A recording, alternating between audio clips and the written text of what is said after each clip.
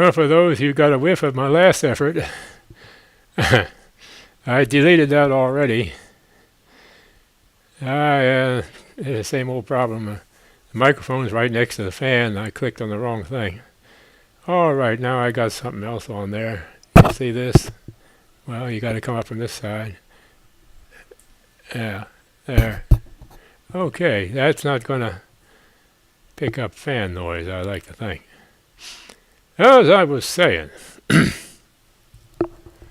hey, went down to Washington to the old pension building, which is a building made with 15 million bricks after the Civil War to handle the Civil War pension system.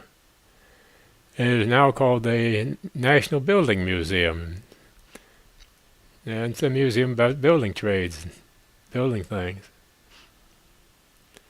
Well, I haven't been there for a while. So I'm up there. And they got the show about old houses. So I moseyed on in. And they want to know if I have a wristband. Well, after I figure out what they're talking about, it seems you have to buy a ticket now to get in.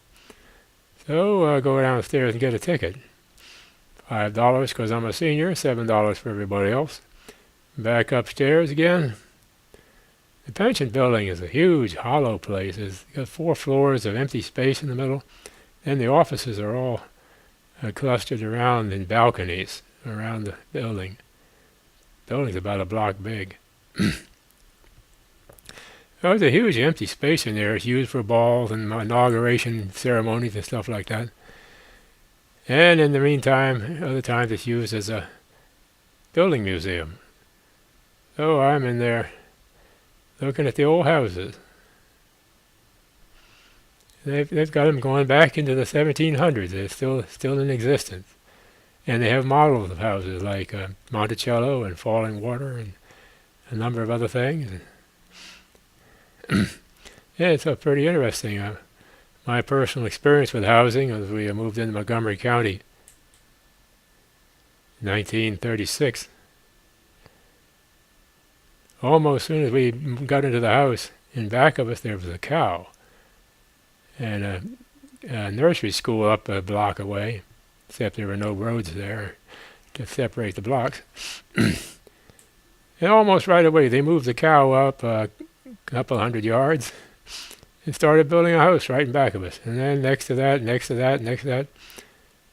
And that went on all my lifetime as I was a kid growing up. So I played in half-built houses. Oh, gee. I'm an expert on how they built houses in the 1930s. It wasn't very good. Housing even then, like cars, and that was during the Depression, too. And they were built for making money with, and the house cost $9,000. When the average person in those days was making like $1,500, so he couldn't buy a house either. My father was doing better than that, so we got a house.